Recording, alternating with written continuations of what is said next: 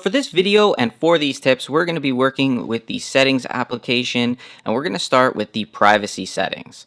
So in this section, we'll scroll down to the bottom where it says advertising, and you'll see I have limit ad tracking enabled. And the reason I have this enabled is because if you have it disabled, it's going to allow the advertisers to track your location and your data.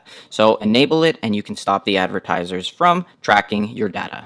The next tip, once again, we're going to go back into our privacy section. This time we're going to tap on location services and we're going to scroll pretty much to the bottom and tap on system services, and you're going to see a whole list here of different system services. Now, some of these services here basically involve the advertisers, once again allowing them to track your location, to do things that are involving their advertisements. Also, there's location-based alerts and things like that. So the way I keep things safe for privacy is like this. I keep them pretty much all on except for a few. I don't share my location. I turn my location-based iAds off and the location-based alerts off. And I also have my frequent locations turned off because I don't like the device to actually find and see where I am. If you turn this on, and you'll see a little map and things like that, it'll actually track where you've been on your iPhone using the map. So whenever you use your Google Maps or your iMaps or whatever you're using, it'll basically track and remember where you were and where you were going and things like that. So I turn mine off just for safety and because I don't understand why they need to know that.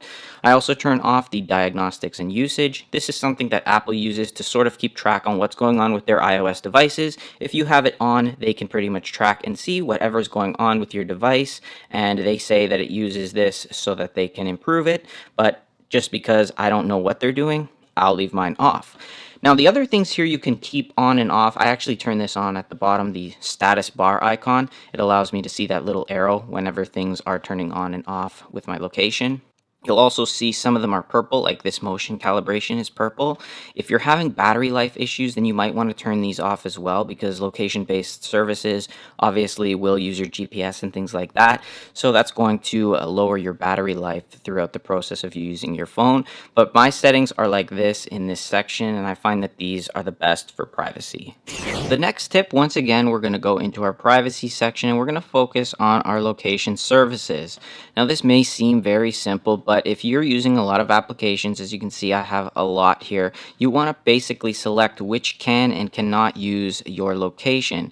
So for applications such as, say, the camera app, you can select while you're using the app or never to share your location. Or for applications like this one here, you can always have it using your location or sharing your location, and it basically says it'll be able to see your location even when this application is in the background. So I like to keep mine on never, or I'll keep them on when the app is being used, and you can select that, and this will save battery life as well as protect your privacy, because a lot of these third-party apps or random apps, like, you don't really know what's going on, and there's always news about different applications using various information that they collect, and they use it in the wrong way. Next, we are going to go into our privacy section and actually focus on this section. Now, your contact, your calendars, your email, and things like that are very important things to you, so you don't want to share this information with anyone or any application, right? So what you want to do is open them up and see what you're actually sharing this information with. So for my contacts, you can see I share it with Safari and I share it with WhatsApp. Not really sure why I'm sharing it with Safari, so I'm going to turn that off, and you can see which applications can access this information if you allow them to. Now, I let WhatsApp use my information, my contact information, because it's a messaging app. I sort of trust them. They're pretty big, and I don't mind sending that information out. But if you notice that there's some third-party applications that you don't really use a lot, and they're for some reason accessing your photos, for example, like you can see I have quite a few here that use my photos, and you don't want them to use it, you can actually just select and turn them off and things like that, so you don't really have to have that enabled. Now, also within this setting here, if you scroll down a little bit more, you can see your Twitter and Facebook here, and you can actually select those as well and allow them to use various information. You can also tap on diagnostics and usage here, and you can choose to don't send that information. So that's very much similar to what we did in the other section there, where we didn't allow the information to be sent. It says it helps Apple improve its products and services by automatically sending the information, things like that. I keep mine off. If you tap right here, you can actually see how many times it was sent, because I did have it on for a while. You can see how many times in the process of just a few months that it was sending this information. So if you don't want that to be happening, just make sure that you disable the section here and just have it set to don't send. So that's what you need to do in the privacy section. Lastly, we're going to focus on our browser settings. So if you're using Safari or Chrome, that's what I'm going to focus on here because most people use them. So we'll tap on Safari first in our settings application and we'll scroll down to where it says privacy and security. Now I have do not track selected so the sites cannot track me. I also have a block cookies set to allow from websites I visit, but you can set this to always block or always allow depending on what you want to allow. I've also got the fraudulent website warning selected. This way, if you ever visit a fraudulent website, it'll warn you prior to you actually going to that site, and you can decide if you want to visit it or not. Lastly, here at the bottom, if you clear your history and website data, that's always a good practice to keep things fresh.